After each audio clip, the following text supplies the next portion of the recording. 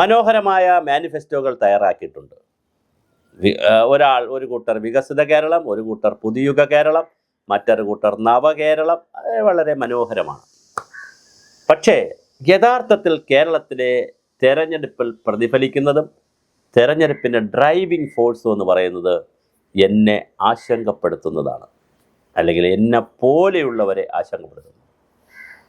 ഒരു പ്രാവശ്യം കൂടി തുടർ ഭരണം വന്നാൽ കേരളത്തിലെ ജനാധിപത്യ സ്വാതന്ത്ര്യ സമൂഹത്തിന് എന്ത് സംഭവിക്കും എന്നതാണ് ഒന്നാമത്തെ ആശങ്ക.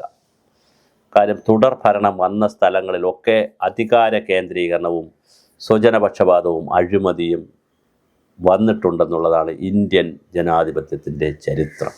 അതൊരു വ്യക്തിയോടോ ഒരു മുന്നണിയോടോ ഉള്ള എതിർപ്പുകൊണ്ട് പറയുന്നതല്ല. രണ്ടാമത്, ഈ കേരള തിരഞ്ഞെടുപ്പിൽ, ഇപ്രാവശ്യത്തെ നിയമസഭാ തിരഞ്ഞെടുപ്പിൽ സൂക്ഷ്മതലത്തിൽ പരിശോധിച്ചാൽ വളരെ കൃത്യമായി ജാതി മത വർഗ പരിഗണനകളാണ് ഓരോ മണ്ഡലത്തിലും കിടക്കുന്നത്. കൃത്യമായി വർഗീയതയും ജാതിക്കാടുമാണ് എല്ലാവരും ഇറക്കിയിരിക്കുന്നത്. എത്ര പരിതാപകരമാണ്! വികസനമെല്ലാം വഴിമാറി, വിവാദങ്ങളെല്ലാം വഴിമാറി, എല്ലാം ജാതിയുടെ മതത്തിൻ്റെ തേരിലേറി ഓടുകയാണ് കേരള സമൂഹം. എന്തിനാണ് നമ്മൾ സമ്പൂർണ്ണ സാക്ഷരരായത്? എന്തിനാണ് നാം ഒന്നാം സ്ഥാനത്താണെന്ന് അഹങ്കരിക്കുന്നത്?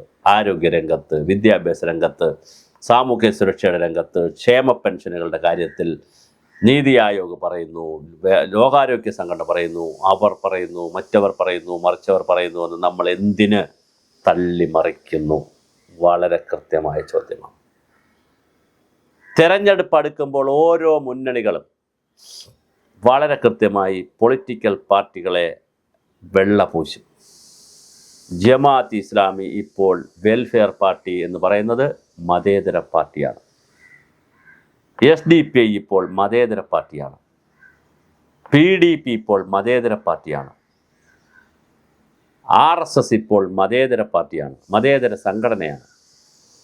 BJP മതേതരമായി നിൽക്കുന്നു. എല്ലാവരും മതേതരമാണിപ്പോൾ. മതേതരമല്ലാത്ത ആരും ഇപ്പോൾ കേരളത്തിലില്ല. പക്ഷെ വളരെ കൃത്യമായ ജാതി കാർഡ് കളിക്കുന്നുണ്ട്. അത് സംസ്ഥാന അടിസ്ഥാനത്തിലല്ല എന്നുള്ളതും ഒരു വ്യത്യാസമുണ്ട്. മണ്ഡല അടിസ്ഥാനത്തിലാണ്. SDPI ചില മണ്ഡലങ്ങളിൽ UDFന് അനുകൂലമാണ്, ചില മണ്ഡലങ്ങളിൽ LDFന് അനുകൂലമാണ്. നേമത്ത് LDFന് അനുകൂലമാണ്, ശിവൻകുട്ടിക്ക് അനുകൂലമാണ്.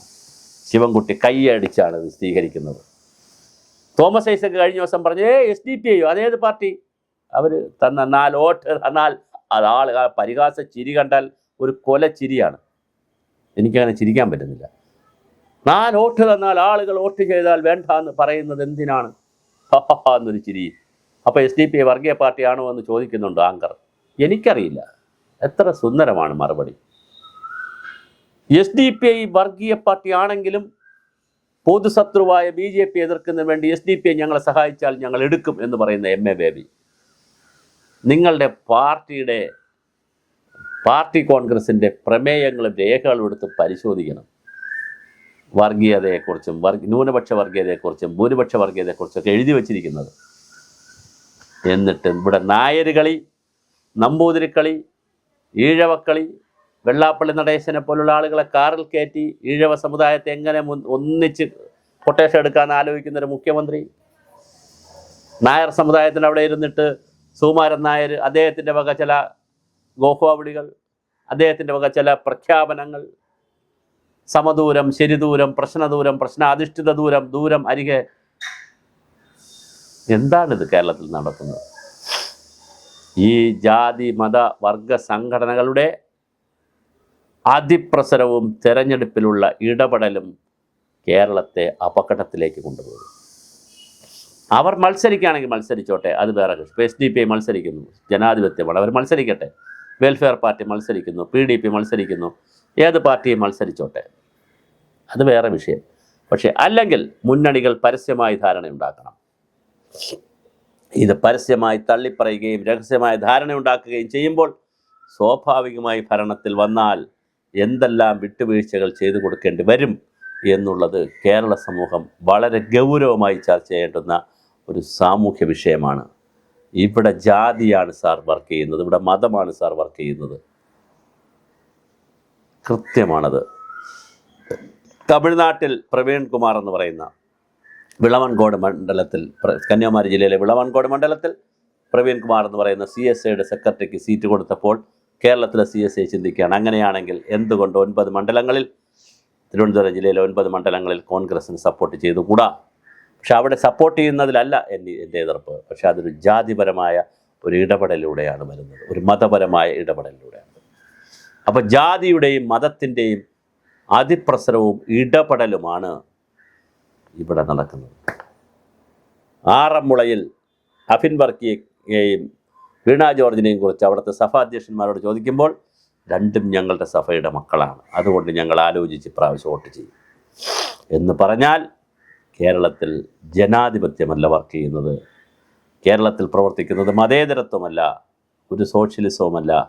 ഇവിടെ പ്രവർത്തിക്കുന്നത് പച്ചയ്ക്കുള്ള കരിമ്പ് മുറിച്ച് പച്ചയ്ക്കെടുത്ത് ജ്യൂസ് എടുക്കും പോലെയുള്ള പച്ചയായ വർഗീയതയും പച്ചയായ ജാതി രാഷ്ട്രീയവും.